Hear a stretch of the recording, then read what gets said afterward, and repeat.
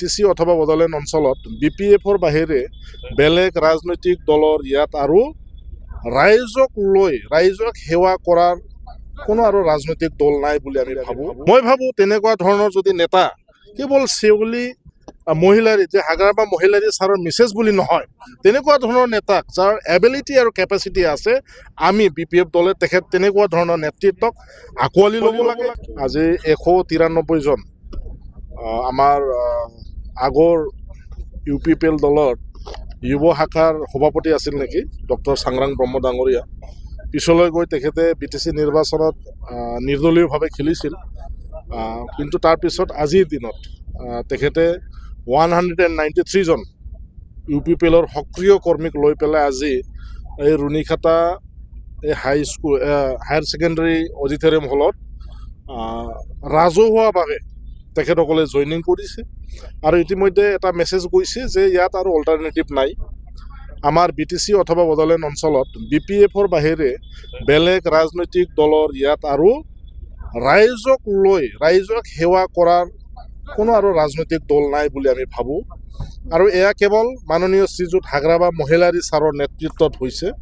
আৰু ইয়াত জাতি ধৰ্ম ভাষা নিৰ্বিশেষে মাননীয় শ্ৰীযুত হাগ্ৰাবা মহিলাৰী দেৱে যেনেকৈ BTCৰ ৰাইজক মৰম আৰু আপোনভাৱে যেনেকৈ অধিকাৰ দিছে, যাৰ বাবে আজি হিন্দুৱেই হওক, মুছলমানেই হওক, আমাৰ খ্ৰীষ্টানেই হওক, বৌদ্ধই হওক আৰু বিভিন্ন জাতি জনগোষ্ঠী, আজি আমাৰ মুছলমান মাইনৰিটি ভাইসকলে হওক, আমাৰ বড়ো দাদা ভাইটো আছেই, আমাৰ গোৰ্খা, আদিবাসী, বেংগলী, হিন্দী ভাষী, সূত্ৰধৰ, নাথ যোগী, কোচ ৰাজবংশী, যিমান জাতি জনগোষ্ঠী আৰু আছে BTCত, গোটেই জাতি জনগোষ্ঠী আজি মাননীয় শ্ৰীযুত হাগ্ৰাবা মহিলাৰীৰ স্বাৰ্থত আছে। আৰু তেখেতে যিহেতু ৰাইজৰ স্বাৰ্থত কাম কৰিছে আৰু আশাবাদী 2000 আমাৰ এই 26ৰ যিটো নেকি বিধানসভা নিৰ্বাচনতো আমি BTCত আমাৰ যিটো হিচাপ 15টাতে আমি জিতি আছোঁ। স্যাৰ, কিন্তু এটা কথা চৰ্চা চলি আছে, হাগ্ৰাবা মহিলাৰীৰ ৱাইফে বিধানসভা খেলিব, এনেকৈ চৰ্চা চলি আছে। হয়, এবিলিটি আৰু কেপাচিটি যদি কাৰোবাৰ আছে তাক আমি আঁকোৱালি ল'ব লাগিব। আৰু মই যিখিনি জানো, মাননীয় আমাৰ BTCৰ চিফ হাগ্ৰাবা মহিলাৰী ছাৰৰ যে মিছেছ এইটোৱে নহয়, তেখেতৰ নিজাববীয়াকৈ মেডাম আমাৰ চেউলি মহিলাৰী ডাঙৰীয়াৰ তেখেতৰ আজি ইমান বছৰ ধৰি ৰাইজক যেনেকৈ সেৱা কৰি গৈছে, সুখে দুখে তেখেতে ৰাইজৰ মাজত সোমাই পেলাই যেনেকৈ আপোনভাৱে তেখেতে সহযোগ আৰু সহায় কৰি গৈছে, মই ভাবোঁ তেনেকুৱা ধৰণৰ যদি নেতা কেৱল চেউলি মহিলাৰী যে হাগ্ৰাবা মহিলাৰী ছাৰৰ মিছেছ বুলি নহয়, তেনেকুৱা ধৰণৰ নেতাক যাৰ এবিলিটি আৰু কেপাচিটি আছে, আমি BPF দলে তেনেকুৱা ধৰণৰ নেতৃত্বক আঁকোৱালি ল'ব লাগে। আৰু মই ব্যক্তিগতভাৱে বাইদেউৰ খুব তেখেতক মই যিখিনি জানো, তেখেতে সদায় ৰাইজৰ স্বাৰ্থত কাম কৰি গৈছে।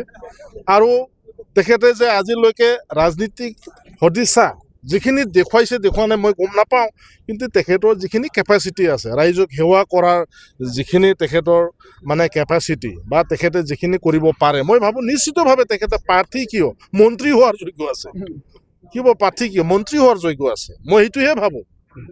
আৰু তাক আমি আৰু ফেমিলি কেন্দ্ৰিক বুলি তাক বিতৰ্ক কৰি লাভ নাই। কিয়নো আমি বিচাৰোঁ যে আজিৰ দিনত মহিলাসকলেও ৰাজনৈতিকভাৱে সক্ৰিয়ভাৱে ওলাই আহিব লাগে। তাৰ মাজত আমাৰ মেডাম চেউলি মহিলাৰী ডাঙৰীয়া এটা উদাহৰণস্বৰূপে তেখেতে যাতে আগন্তুক দিনত BTCবাসী আৰু বড়োলেণ্ড ৰাইজৰ কাৰণে কাম কৰি যায়, তেখেতক মই শুভকামনাহে দিব বিচাৰিছোঁ।